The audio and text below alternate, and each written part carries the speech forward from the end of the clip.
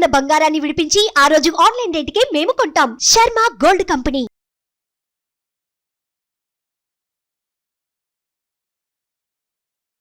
నమస్తే రమగారు. నమస్తే జయ. రమగారు, ఈ ఆదివారం అమావాస్య వచ్చిందండి. దానికి తోడు పుష్యమి నక్షత్రం కూడా అట. అంతేకాకుండా 100 సంవత్సరాలకు ఒక్కసారి ఇలాంటి రోజు వస్తుందట. మనకి వేద పండితులంతా కూడా చెప్తూ ఉన్నారు ఆ రోజు పాటించాల్సిన నియమ నిబంధనలు, అసలు ఇలా ఎందుకు వస్తుంది, ఈ రోజు యొక్క ప్రాముఖ్యత, ఇవన్నీ కూడా మీరేమంటారు? ఇవన్నీ ఈక్వేషన్స్ కదా జయ. ఇప్పుడు చూడు, మనకి 27 నక్షత్రాలు ఉన్నాయి, 15 తిథులు ఉన్నాయి, అంతే కదా. పౌర్ణమి అమావాస్య 2, 14 తిథులు, 16 తిథులు. తర్వాత ఏమో 27 నక్షత్రాలు, 7 వారాలు. ఇప్పుడు ఈ 7, 27, ఈ 16, ఈ కాంబినేషన్లో ఎప్పుడైనా ఒకసారి ఇలాంటి లైన్ అట్లా కుదురుతుంది. ఒకసారి వచ్చిన ఈక్వేషను మళ్ళీ 100 ఏళ్లకు, 80 ఏళ్లకు, లేకపోతే 130 ఏళ్లకు, 140 సంవత్సరాలకు ఒకసారో ఇలా వచ్చేందుకు అవకాశం ఉంటుంది. ఇప్పుడు నక్షత్రం చాలా గొప్పదయ్యి, ఈ రోజున ఈ నక్షత్రం వస్తే చాలా గొప్పది, అద్భుతమైన విషయం అనేది మనం వింటూ ఉంటాం. ఇది అంటే ఇదేదో చేయకపోతే మన జీవితానికి నిష్కృతి లేదు అని భయపడక్కర్లేదు. ఇదేదో ప్రమాదం అని కాదు, ఇది చేసేస్తే బ్రహ్మాండం బదులై మన నెత్తి మీద ధనవర్షం కురిసిపోతుందని కూడా భావించకూడదు. ఇది ఒక పాజిటివ్ విషయం. అవసరమైతే మనం చేయదలుచుకుంటే పాజిటివ్గా చేసుకోవచ్చు. ఎట్లాగా మామూలుగా ఆదివారము పుష్యమి నక్షత్రం వస్తే రవి పుష్య యోగం అని చెప్తారు. మనం మా పత్రికల్లో కూడా వేస్తూనే ఉంటారు, టీవీలలో చెప్తుంటారు. రవి పుష్య యోగం వచ్చినప్పుడు బంగారం కొనుక్కుంటే మంచిదని, లక్ష్మీ పూజ చేసుకుంటే మంచిదని. రవి పుష్య యోగంలో ఏదైనా పనులు మొదలు పెడితే పనులు అవుతాయి. జ్యోతిషవేత్తలు పెద్దవాళ్ళు చాలామంది మనకి ఎంతమంది ఉన్నారు. అవును.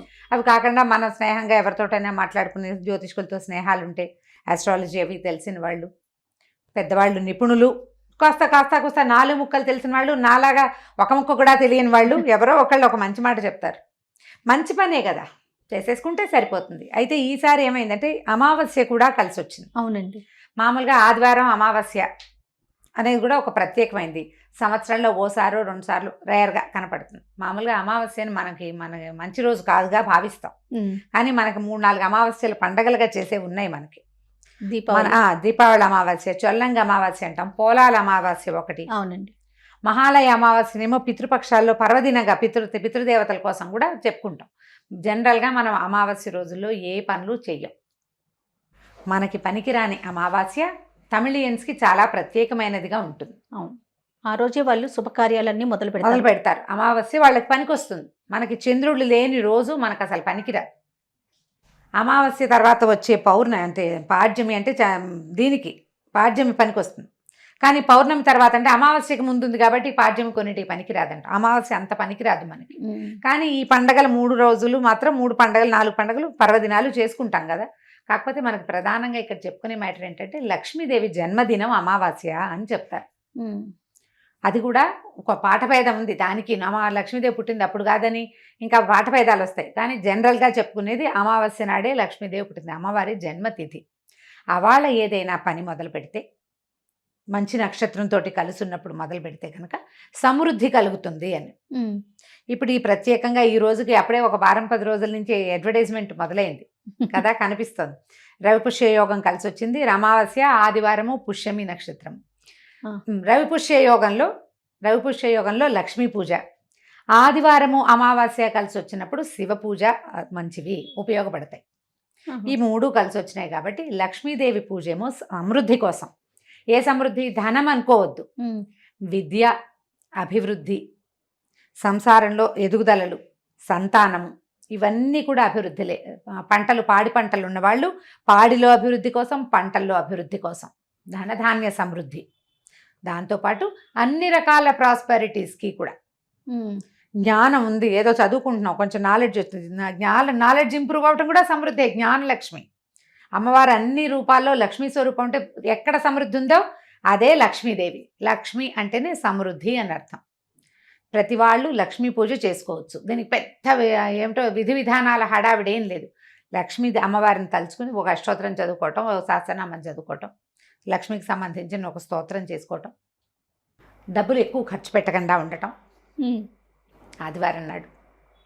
అలా అది మామూలుగా మనం నమ్మకం అన్నమాట. ఈ ప్రత్యేకంగా ఇది వచ్చిన రోజు అని లక్ష్మీ పూజ, శివ పూజ, పరమేశ్వరుడికి అభిషేకం చేయటం. మామూలుగా మనం సోమవారాలు అభిషేకం చేసుకుంటాం. ఇలా ఆదివారము అమావాస్య ఈ రవి పుష్యయోగం కూడా కలిసి వచ్చింది కాబట్టి అభిషేకం చేసుకుంటే సరిపోతుంది. మీకు అవకాశం ఉన్నవాళ్ళు, ఒకవేళ లేకపోతే ఇవాళ ఇది ఒక ప్రత్యేకమైన రోజు అని తలుచుకొని శివుణ్ణి లక్ష్మీదేవిని తలుచుకుని నమస్కరించడం. ఇలా పర్వదినాలు అద్భుతమైన రోజులు 10-100 ఏళ్ళకి అది ఈక్వేషన్ కుదరాలి కదా. ఈక్వేషన్ ప్రకారం చాలా సంవత్సరాలు గడిస్తే గానీ రాదు. ఇలాంటి మంచి రోజున దుర్భాషలు ఆడద్దు, పోట్లాడద్దు, మీకేమైనా దురభ్యాసాలు ఉంటే వాటి జోలికి పోకండి. అప్పుడు ఖగోళంలో సంభవించేటువంటి ఈ చిన్న చిన్నవి ఉన్నాయి కదా, ఇలా నక్షత్రం రావడము, అమావాస్య రావడము, అవాళే ఆదివారం కూడా ఉండటం లాంటిది ఒక జరుగుతోంది కదా, దాని యొక్క పాజిటివ్ ఎనర్జీ ఏదైనా ఉంటే అది మీ సొంతం అవుతుంది. నెగిటివిటీని మీలో ఉంచుకోకండి, మనలో ఉంచుకోకూడదు. ఇప్పుడు బోల్డ్ అని చెప్తాను జయ, నేను చెప్పను, నాకేం తెలియవు అవేవి, ఎవరో చెప్తారు పెద్దవారు, అదేదో చేయండి ఇదే చేయొద్దు. మనం చేయపోతే ఏమిటో, చేయపోతే కొంప మునిగిందని భయపెడితే ఎలాగా? భయపడక్కర్లేదు. తేలికపాటి లక్ష్మీ పూజ, అమ్మవారిని బుద్ధితో జ్ఞానంతో తలుచుకోవటం, శివ పూజ చేసుకోవటం, మనసును ప్రశాంతంగా ఉంచుకోవటం. ప్రశాంతంగా మీరు ప్రశాంతంగా ఉండండి, ఇంటిని ప్రశాంతంగా ఉంచుకోండి. మన ఎలాగో ఆదివారమే కాబట్టి ఉద్యోగపు పనులు పెద్దగా ఉండవు కదా, ఎవరితోటైనా వాదనలు అవి లేకుండా మాత్రం చేసుకుంటే, దుర్భాషలాడడం, ఇంట్లో పిల్లల్ని కేకలేసి కొట్టేయటం, లేదా భార్యాభర్త కొట్టుకోవటం, పెద్దవాళ్లతోటి అమ్మా నాన్నల్ని గౌరవించకుండా ప్రవర్తించడం, అది ఇలాగ ఒక ప్రత్యేకమైంది, ఇది పర్వదినం అని చెప్పబడినప్పుడు అలాంటి ప్రవర్తనలు లేకుండా ఉంటే, పూజ చేయకపోయినా పర్వాలేదు, ఈ పని మాత్రం చేయకూడదు.